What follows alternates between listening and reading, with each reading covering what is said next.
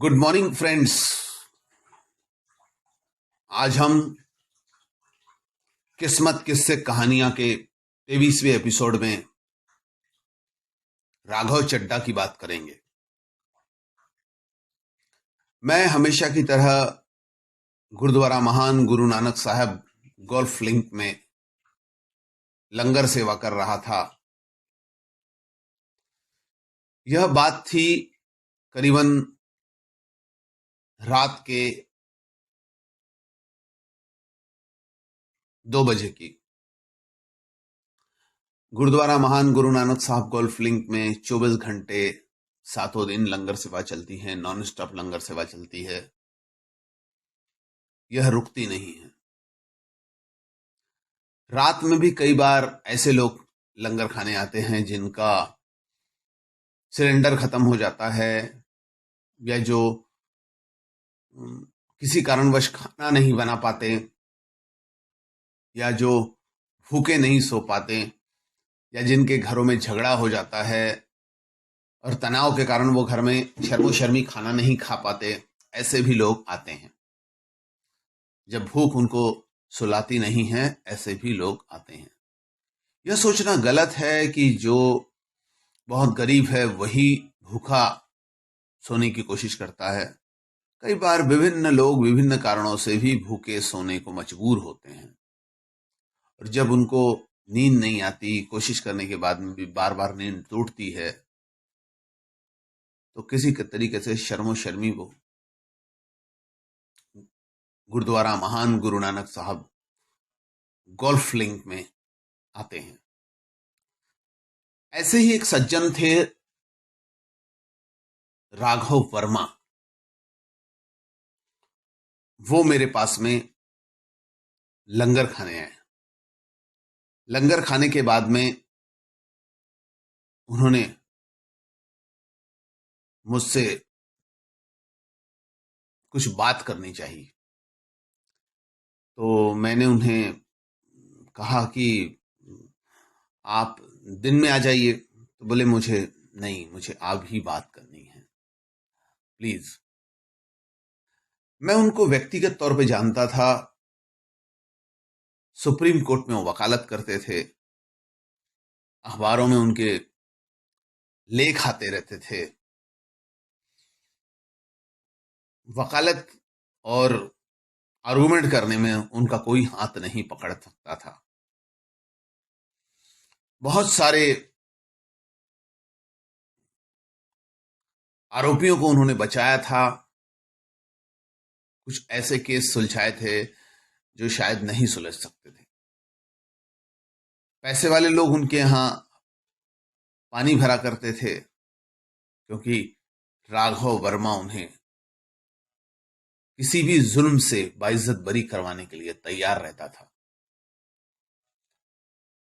पर आज राघव वर्मा खुद एक परेशानियों का शिकार बना हुआ था। मैंने राघव वर्मा से कहा कि चलो ठीक है, हम लोग बगल में जो मेरी कोठी है उसमें बैठ के बात करेंगे। मैं गुरुद्वारा महान गुरु नानक साहब के बगल में स्थित अपने बंगले ज्योतिष में आया। वहां पर काउंसलिंग रूम में राघव वर्मा को मैंने कॉफी बना कर दी। मैं खुद भी कॉफी पीते हुए उनसे बात करने लगा। राघव वर्मा ने अपनी डेट ऑफ बर्थ बताई, जन्म तारीख, जन्म समय, जन्म स्थान बताया। उनको उसके साथ में उनको कुंडली याद भी थी अपनी, क्योंकि बहुत सारे ज्योतिषों को उन्होंने अपनी कुंडली बताई थी और सभी ने अलग अलग प्रकार का ज्ञान दिया था।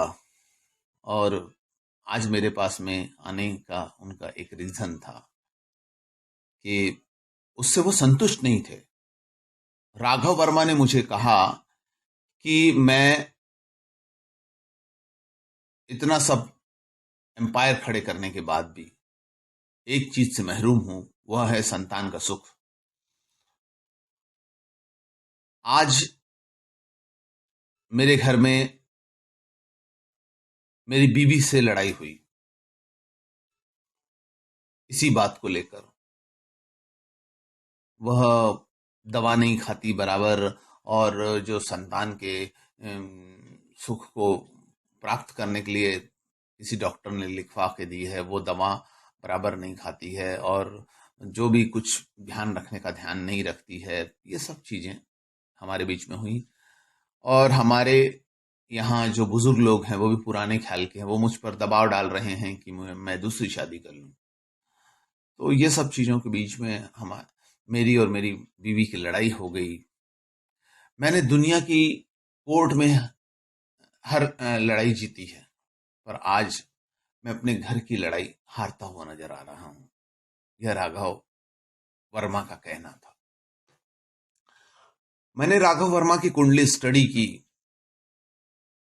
राघव वर्मा ने यह भी बताया कि मैंने बहुत सारे ज्योतिषों को अपनी पत्रिका बताई है, और उन्होंने मुझे आज शादी के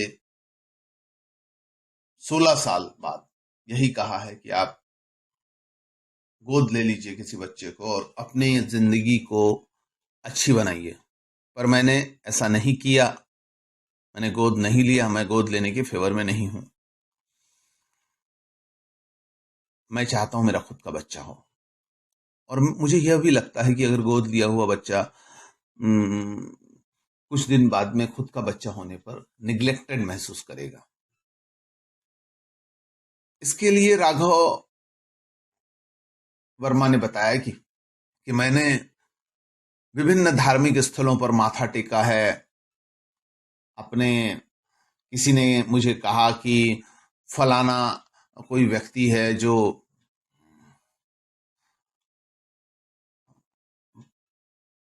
अरब से कुछ पवित्र जल लाया हुआ है, मैंने वो भी पिया है।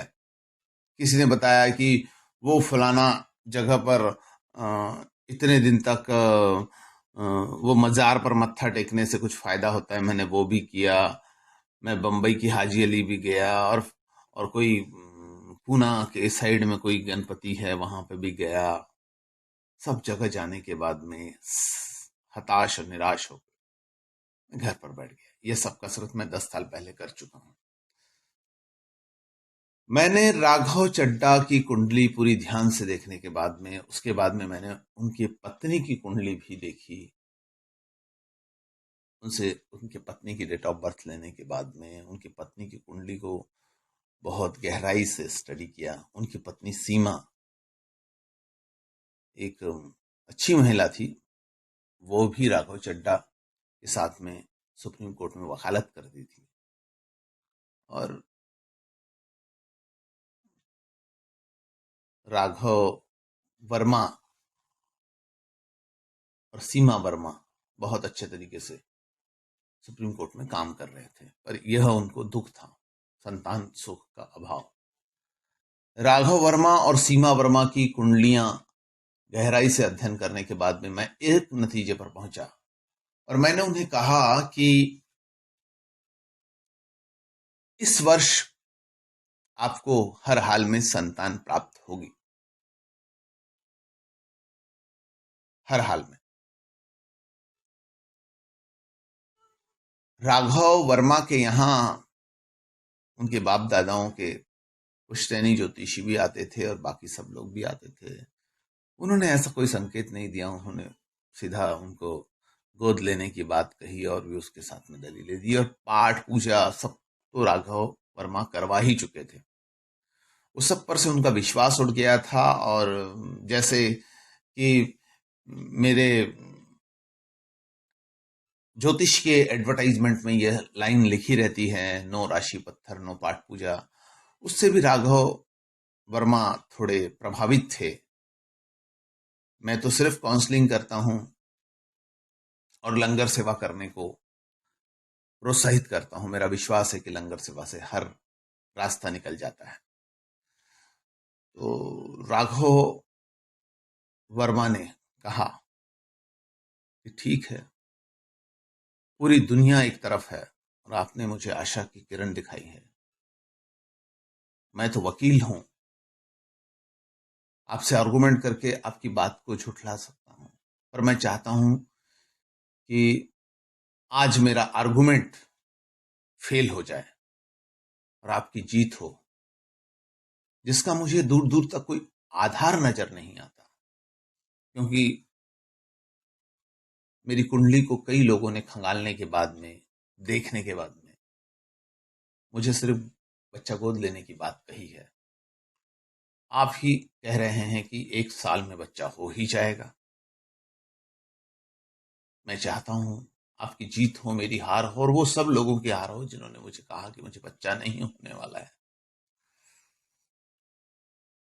यह सब कहने के बाद में राघव वर्मा ने मुझे मेरी भविष्य में होने वाली जीत के लिए एक मोटी फीस दे दी,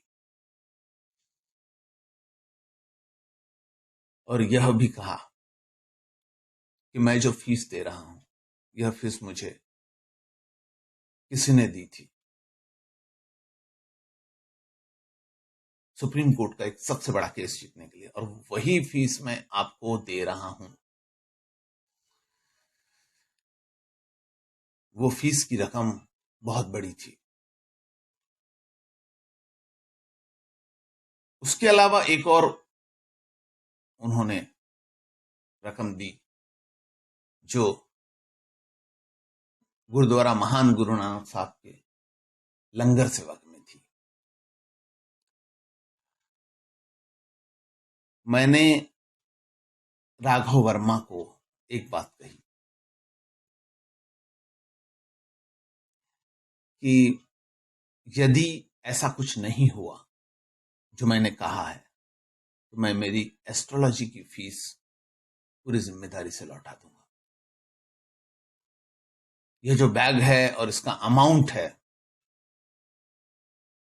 जो मेरी आज तक की मिलने वाली सब फीस में सबसे बड़ा है, जिसको कहा नहीं जा सकता।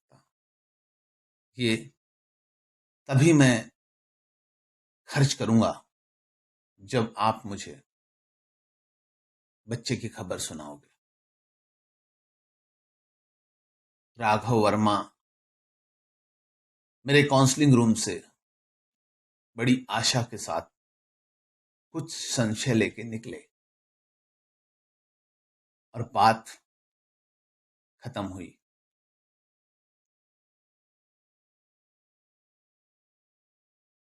कुछ महीनों के भीतर ही राघव वर्मा ने मुझे उनकी पत्नी के प्रेग्नेंट होने के बारे में बताया। उसके कुछ समय बाद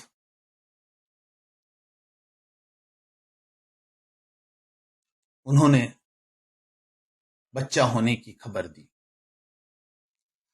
बच्चा होने की खबर देने के साथ वो एक बहुत बड़ा मिठाई का ट्रक लेकर आए। ट्रक गुरुद्वारा महान गुरु नानक साहब के सामने खड़ा था। सेवादार लोग मिठाई निकाल रहे थे। मिठाई ऐसी थी जो 10 दिन भी चले तो भी खराब ना हो, क्योंकि एक ट्रक मिठाई एक ही दिन में बंटने वाली नहीं है। उसके बाद में गुरुद्वारा महान गुरु नानक साहब के बगल में स्थित मेरे बंगले ज्योतिष में वो आए और काउंसलिंग रूम में मुझे स्पेशल मिठाई का पॉकेट दिया। वो भी काफी बड़ा था। सीधा अस्पताल से ही वो आए थे, और उन्होंने मुझे माथा टेकते हुए कहा कि आज मैं बच्चे के भविष्य के बारे में नहीं पूछूंगा, मुझे बच्चा हो गया, यही सबसे बड़ी खुशी है, ये मेरे लिए सबसे बड़ी सौगात है। पर मैं एक ही बात कहूंगा कि इतने सारी जगह जाना, इतने सारे लोगों को दिखाना, और इतने सारे लोगों की बात एक तरफ और आपकी बात एक तरफ कैसे हुई? और आपने यह कैसा जान दिया कि इतने सालों में नहीं होने वाला बच्चा इस साल हो जाएगा? मैंने उन्हें साफ बात कि ये योग है। आपको बच्चा देर से होना था, आपके पंचम स्थान पे शनि था, आपकी पत्नी के पंचम स्थान में शनि था, जो देर से बच्चे का योग बताता है। और इस साल गुरु आपके दोनों के पंचम स्थान को प्रभावित कर रहा था, जो बच्चा होगा यह भी बताता है। सिंपल सी बात है, बाकी कुछ नहीं। तो उन्होंने कहा यह बात कोई और भी बता सकते थे।